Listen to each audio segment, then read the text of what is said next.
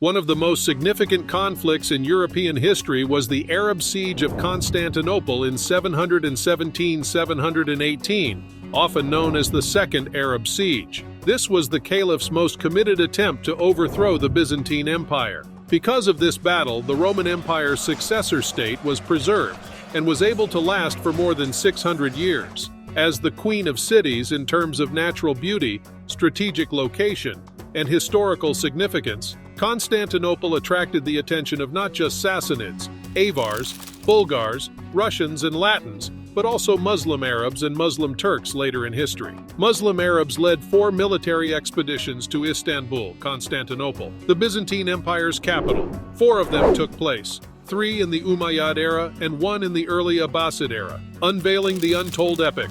Witness the unrelenting siege of Constantinople. Brace yourself for a riveting journey into the heart of the Muslim Empire's historic expansion as we delve into the gripping tale of the Siege of Constantinople 717–718. Prepare to be enthralled by the clash of civilizations, grand strategies, and unyielding courage as the fate of an ancient empire hangs in the balance. Join us as we unravel the secrets, heroism, and breathtaking moments that shape the course of history forever. The Umayyad period sieges. The Umayyad period was one of the eras during which the Byzantines and Muslims engaged in their deadliest conflicts. In late antiquity and the Middle Ages, the Byzantine Empire, also known as the Eastern Roman Empire or Byzantium, was the continuation of the Roman Empire, particularly in its eastern provinces, with Constantinople serving as its capital. The Saifa, summer season expedition excursions were made to the Byzantine territory every year, though they were infrequently interrupted. During these battles, the forces of Islam and the Byzantine Empire engaged one another on land and occasionally on the sea. Of course, both sides placed a great deal of weight on the expeditions aimed at Constantinople, the Byzantine Empire's capital. In the Umayyad era, Muawiyah oversaw 2 of the 3 sieges of Constantinople. The third was during the rule of Sulayman and Abu Sufyan, 661–680, Abdullah Malik, 715–717, Muslim Empire and Byzantine Empire. Due to the Byzantine capital's natural beauty, strategic location, and political and strategic value, Muslims had their sights set on conquering it since the early years of Islam. The Muslims launched land and maritime campaigns against Constantinople under the reign of the 4 rightly guided caliphs, continuing the conflict between Muslims and Byzantines that had begun during the lifetime of Prophet Muhammad. The Byzantine Empire was the only military target and potential target of the Muslims following the fall of the Sassanid Empire in 642. The expeditions that set out via the 2 distinct routes, the interior of Anatolia and the shoreline beneath the Taurus Mountains, served as a preparation for the sieges of Constantinople in this context. The final annihilation of the Christian Empire was planned by the Umayyad Caliph. The Arabs understood that Constantinople was the key to overthrowing the successor to Rome, and they knew they had to take the city. Byzantine had been seriously weakened by a string of domestic conflicts, and its eastern fortifications were weakening. Invasion by land and sea by the Arabs began in 716 AD. The Second Constantinople Siege.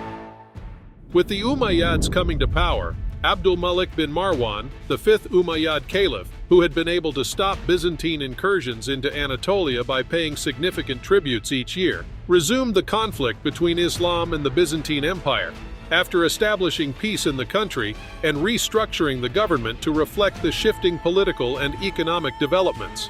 Walid b Abd al-Malik, son of Abd al-Malik b Marwan, restarted the conquests after inheriting a powerful, stable empire. Walid b Abd al-Malik started preparing for the Constantinople expedition's conquest of Byzantium's capital city. In response to the land and sea operations against the Byzantine Empire, including Muslim preparations for Constantinople, the Byzantine Emperor Anastasius II dispatched an event for Walid b Abd al-Malik to request peace. The messenger was also tasked by the emperor to learn more about Muslim military capabilities and preparations. The messenger's report that the Muslims were getting ready to besiege Constantinople on land and sea was confirmed. The emperor then ordered those who couldn't leave the town to prepare sufficient sustenance for 3 years. On the other hand, logistical and technical preparations were made during the war to defend Constantinople, including storing enough food, mending the fortifications, constructing vessels, Greek fire, producing arrows, and making instruments for hurling stones.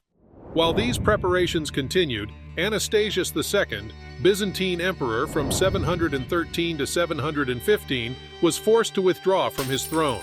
Theodosius III was enthroned as the new emperor who reigned from 715 to 717. On the other hand, after the death of Walid Abd al-Malik, his brother Sulaiman bin Abd al-Malik, r. 715-717, succeeded to the Umayyad throne. When Sulaiman bin Abd al-Malik took over the Umayyad throne in 715, he carried on his brother Walid's conquest of Constantinople, and in his capacity as caliph, launched the Constantinople expedition for which preparations had been ongoing. The unsuccessful Constantinople expedition was of utmost importance to Caliph Sulayman. Sulaiman Abd al-Malik sent out an extensive military and a supporting navy to seize Constantinople in order to advance Arab ambitions even further. Sulayman believed that despite previous Arab attempts to make such a move has failed, this time would be different because it would take advantage of a prolonged period of internal civil war and imperial coups within the Eastern Empire, which were the two constant weaknesses of the Byzantine state. In the Hellespont, the navy would blockade the city's eastern approaches, while the army, which may number in the tens or perhaps hundreds of thousands, would lay siege to the city on its western front. Along with his half-brother Maslama Abd al-Malik, one of the renowned commanders of the time, whom he had designated as commander of the overall army, and Musa bin Nusayr, the conqueror of Spain, Caliph Sulayman conducted extensive deliberations about the invasion strategy. Musa, who believed that previous conquest tactics should be used, declared that it would be unwise for Sulayman to stay in Jerusalem while sending an army to Constantinople, instead advising the caliph to head for Constantinople only after having taken a number of preliminary actions, such as taking control of the fortresses, granaries, and armories along the way. In order to launch operations against the Byzantines, the Caliph Sulayman traveled to Dabiq, which is located close to Aleppo. The Islamic army, consisting of between 50,000 and 100,000 soldiers, was sent off with a magnificent ceremony. The caliph himself arrived to check the war preparations. Dawood, the son of the caliph, was one of these soldiers. The caliph took an oath to demonstrate his will to take Constantinople, promising to remain in Dabiq until the Islamic army had entered the Byzantine capital. He gave his commander Maslama orders not to return until the city had been taken, or until he had received new instructions. Under Maslama's direction, there were 120,000 soldiers on the battlefield, while the 1,000 ships that made up the navy were under the command of Umar b. Hubayra, the navy commander. Sulayman traveled to Constantinople in August 717. The fleet from Marmara arrived after a month and anchored at the mouth of the Golden Horn. Early in 99, August 717, Maslama attacked Constantinople with the help of the Umar Hubayra-commanded navy. Leo III, who engaged in a war for the throne against Emperor Theodosius III, was successful, and he eventually gained control of the Byzantine Empire. Leo III offered Maslama peace, but Maslama refused, since he knew it was a scheme, and instead requested reinforcements from the caliph. Maslama kept the capital city under siege for the entire year, sending troops at regular intervals because it was evident that he had no intention of turning back without capturing Constantinople. However, the tide turned against the Arabs, Umayyad, almost immediately. The very capable Leo III, who skillfully prepared his new capital city for the approaching siege, came to rest with the imperial crown just before the assault began. Leo was more than prepared to face the Arab assault after quickly forging alliances with significant forces both inside and outside the empire, mobilizing Roman forces to fortify strategic approaches in the Aegean and Asia Minor, and ensuring that each resident stocked up 3 years' worth of supplies inside the city. The renowned triple-layered Theodosian walls, which were constructed by their namesake Theodosius II in the 5th century, were part of Constantinople's famous defenses on its landward side. The Arab army had a relatively small supply of siege machinery and appeared to rely primarily on the strategy of starving the city to death through a combined land and sea blockade. On the 3rd of September 717, Maslama, the Arab commander, gave the order for his fleet to move up into the Hellespont in order to cover the Golden Horn and the Byzantine sea lanes coming from the Black Sea. Right before the entrance to the Golden Horn, the Arab ships slowed to a confused gaggle, as their inexperienced sailors lost the wind as they headed north. Leo took advantage of the opportunity and unveiled his secret weapon, a fully armed Byzantine fleet concealed in the Golden Horn and armed with the dreadful incendiary device known as Greek fire.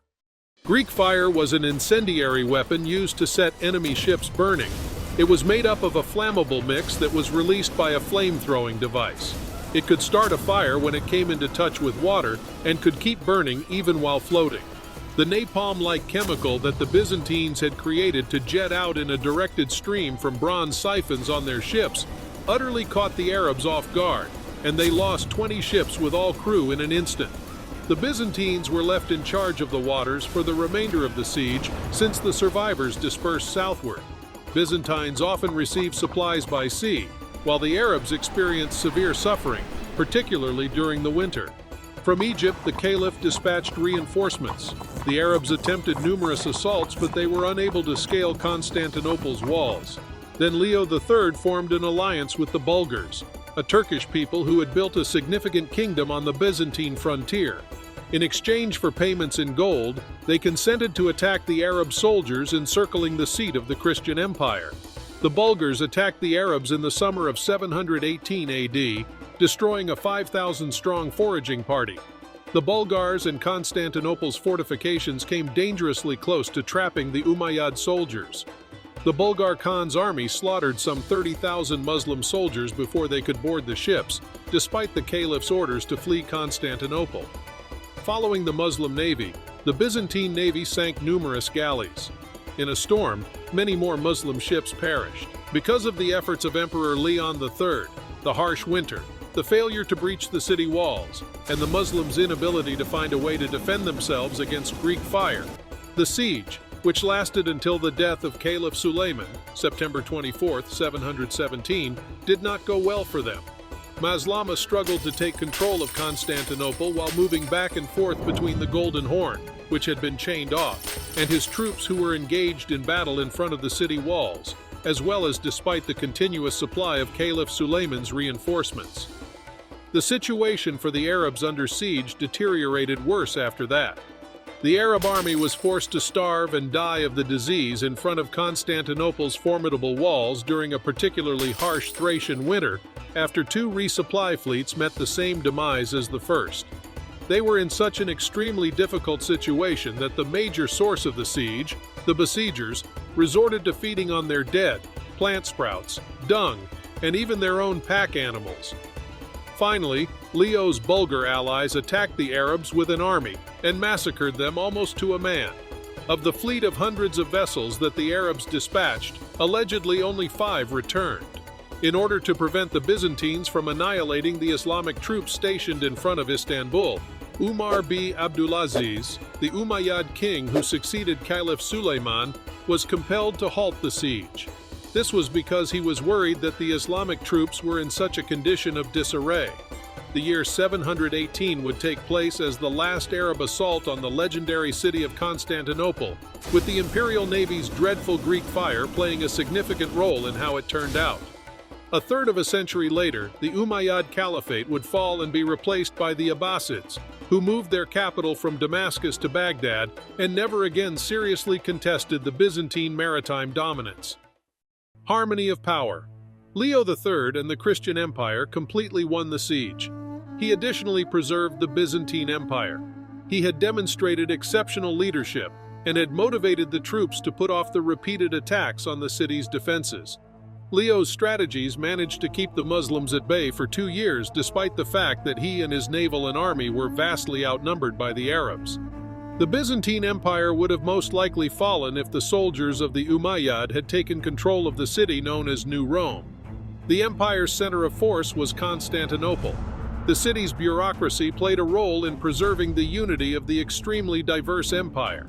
At the same time, the city served as the central point of the huge commercial network that connected the various parts of the empire.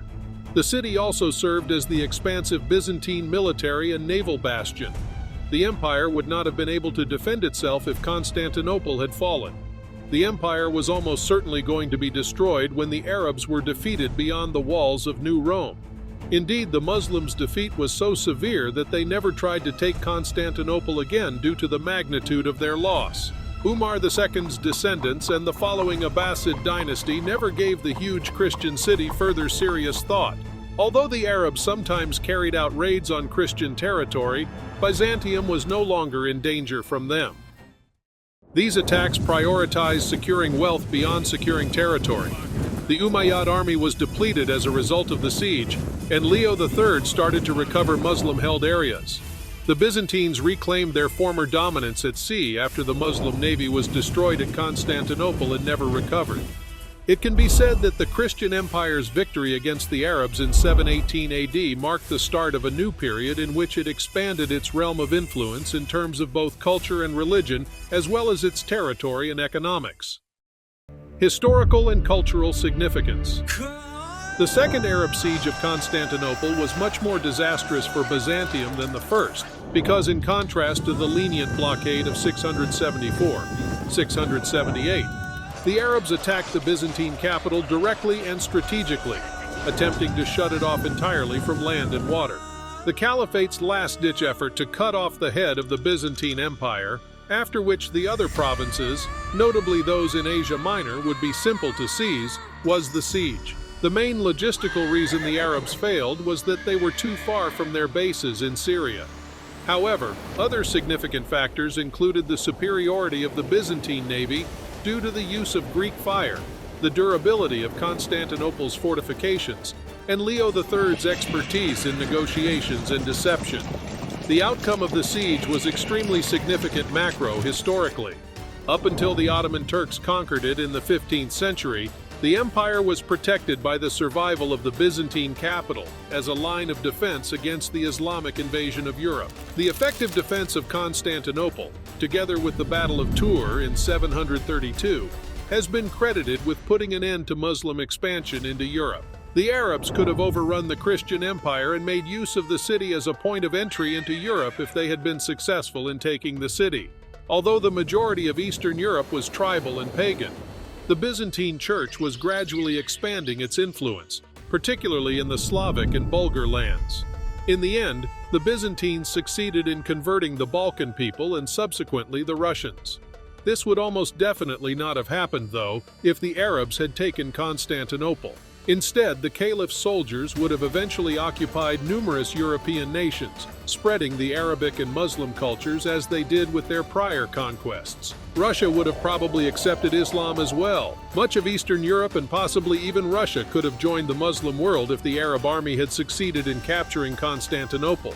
However, Leo III's victory kept the Muslims from entering the Balkans for many centuries, and when they did, they discovered that Christianity was deeply ingrained in the region. As a result, despite nearly 5 centuries of Ottoman rule, the region did not become Islamized. Due to this, the Arab siege's loss was just as important to the history of Europe as the battles of Tours and Marathon. The Umayyad dynasty's decline.